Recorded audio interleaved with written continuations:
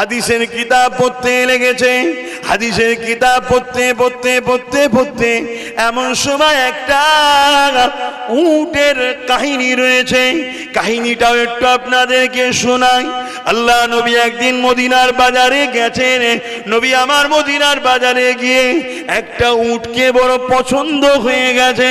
ওই উট যে মালিক বিক্রি করতে এসেছে তাকে নবী পাক বলতে লেগেছে, তোমার উটটা আমার বড় পছন্দ হয়েছে, তোমার উটটাকে আমি খরিদ করব। এ যুবক, অনেক বড় হাদিস এই জায়গাটুকু রেখে দিই।